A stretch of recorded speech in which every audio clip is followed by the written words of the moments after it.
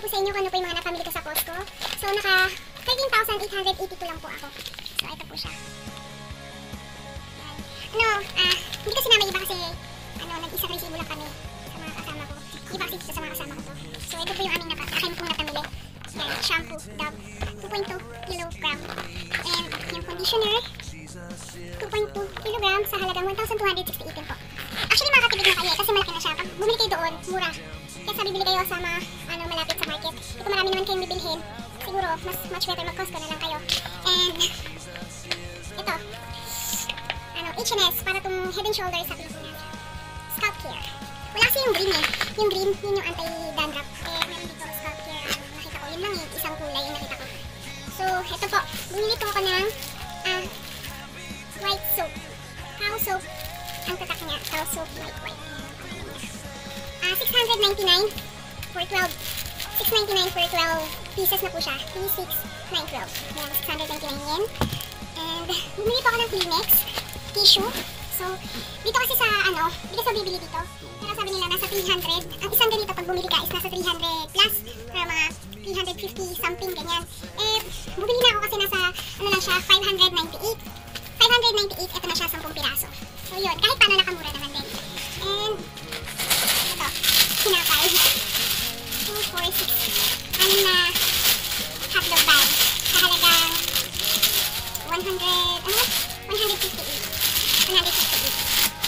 And, ito, bumili rin po ako ng sa mga namimiss po na maglugaw dyan sa Pinas. Tapos gusto po yung lasa ng lugaw na ang flavor ay beef. So ito, kasi nagtitinda kami ng lugaw sa Pinas. Gusto ko yung beef pa ng baka. So ito nakakita, yung kasama ko, si Grace. Thank you Grace, nakakita siya ng ituka ng baka. Actually hindi siya kasama sa listahan ko. Pero dahil naghahanap ako ng lugaw na flavor nga is yung beef. Ituka ng baka, binili ko na siya.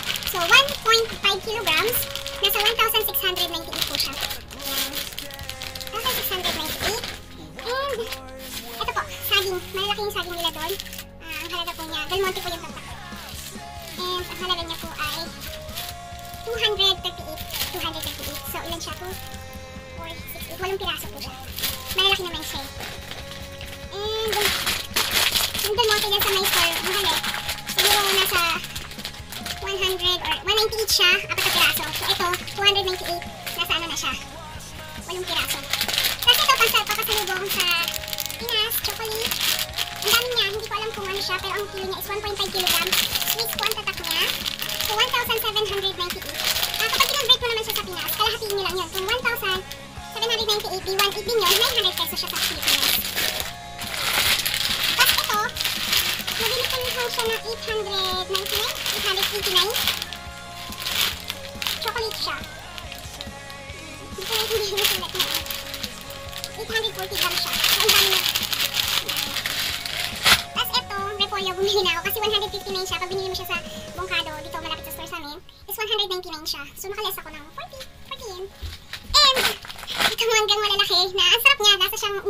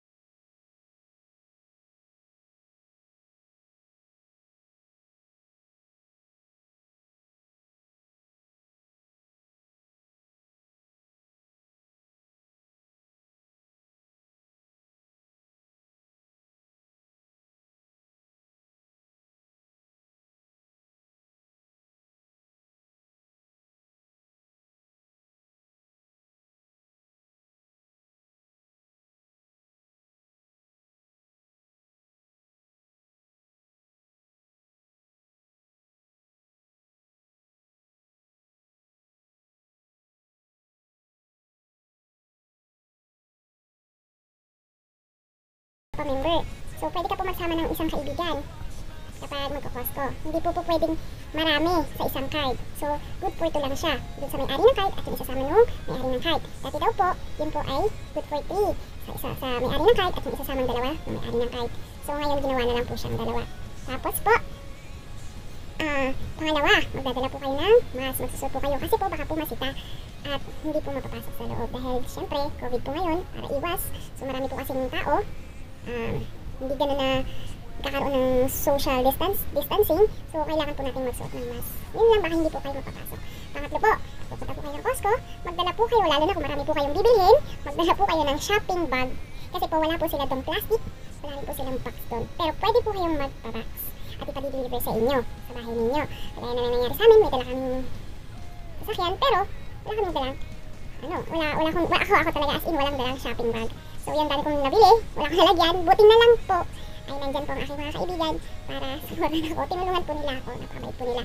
Ako po ay magpapasalamat po kay Chris, kay Dabs, kay Cherry sa pagtulong sa akin sa pamimili. Lalo na first time ko, hindi ko po talaga alam. And salamat din po sa mas na nagbigay ng mas sa akin. Dahil kahapon na natin po akong mas. Wala akong card, wala akong mas, wala din po akong shopping bag. So thank you po, thank you Lord.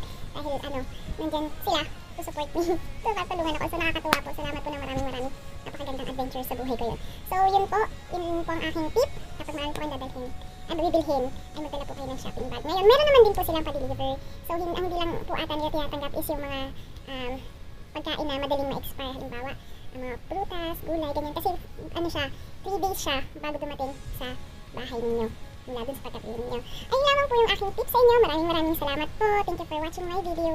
Please subscribe on my video para po mabigyan ko pa po kayo ng tip dito sa buhay namin dito sa Japan. Maraming salamat. Please subscribe and like my video for more video. Thank you po.